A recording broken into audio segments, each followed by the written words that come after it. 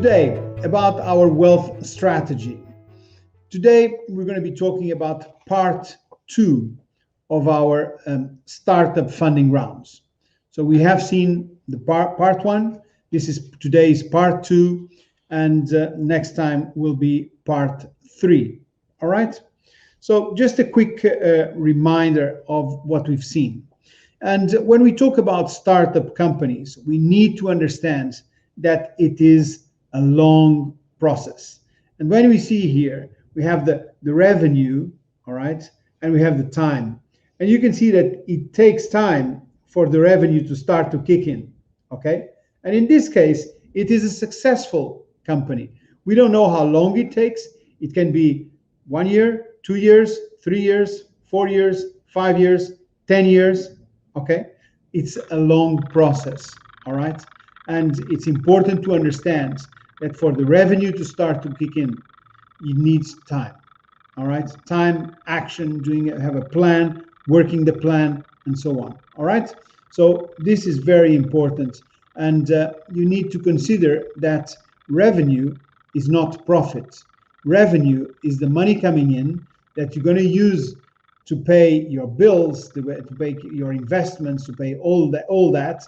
And if there is any money left at the end of everything has been paid, everyone has been paid, then you have a profit. If there is no money left, then there is no profit. So just keep that in mind, that turnover, revenue is not an equivalent to profit, all right? Good. So just keep in mind that startups take time. You know that there are different phases for the funding rounds. We have seen the bootstrapping, the angel phase, pre-seed, and seed. Okay, this we have already seen. You know, bootstrapping is when you're doing on your own, however you can, as you can. Angel is when you have family and friends coming on board. Pre-seed, you know, you have the co-founders that are, you know, up to 150,000. They're putting in their own money, their sweat, equity, and so on. And then you start with the seed, where you can actually have some, for the first time, outside investors, professional investors, institutional investors that are joining the party, okay? And today, we're going to see venture capital and private equity, all right? Venture capital is also very often mentioned as VC and private equity as PE, okay? So this is what we're going to see today. And let's start with venture capital. So what is venture capital and how does that apply to a funding round, or when does a venture capital come into play or in a startup? So the first thing is that VCs or venture capital invest in private companies. That's the first thing. You know, they don't go to listed companies, they go to private companies.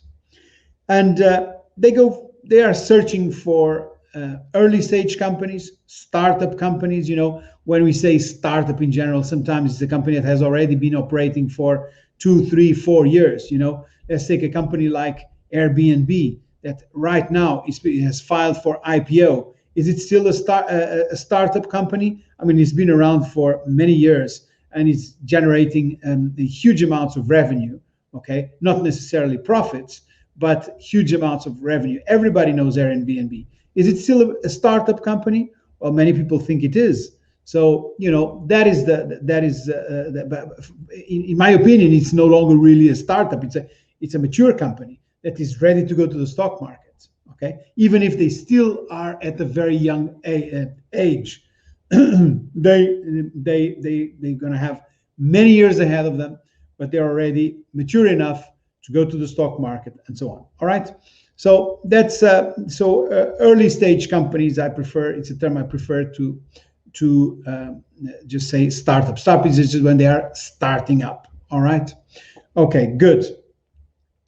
So VCs are usually focusing these days on tech companies, biotech companies, clean tech companies, you know, green companies. This is like the buzzwords, what VCs are looking for. And they usually acquire less than 50% of the company. and they invest below 10 million euros. It's changing, sometimes more, but I'm just giving you the general guidelines, less than 10 million. And they only use equity. In other words, they only use capital, money, cash. They don't use debt. Okay, they use money to invest, and they plan for an exit between, at any time, 4 to 7 years. That's what they have in mind for their own exit. So these are the VCs. And when we look at private equity, which is much bigger, in fact, you look at, or PE, as they say very often, they go for really mature companies. That's where they're going. Mature companies. They are industry agnostic. In other words, they go for any type of industry. They do, and you have private equity companies in all types of industries. Some specialize in one industry, others in another. But you have private equity companies in every industry available. They tend to buy 100% of the company. Sometimes they go for companies that are already listed, and they buy all the shares and they turn it private again, in order, and then at some point, eventually, they make it public a second time. But they go for 100% of the company.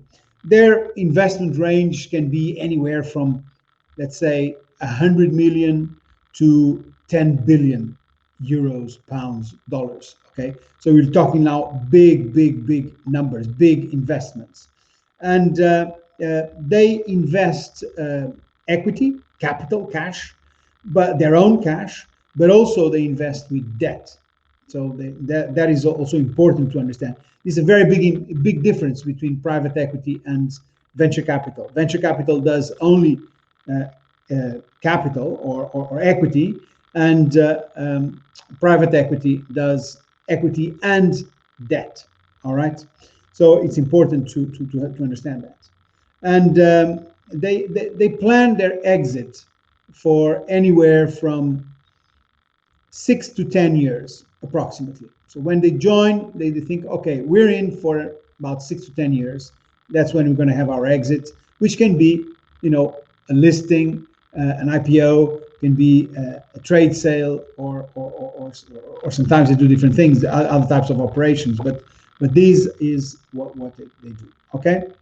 So I hope you understand. You're getting a better picture about the funding rounds in the different companies. And that's what I wanted to share with you today. We'll have part 3 next time, where we're going to see all the series A, B, C, etc., and the IPO. All right? Good.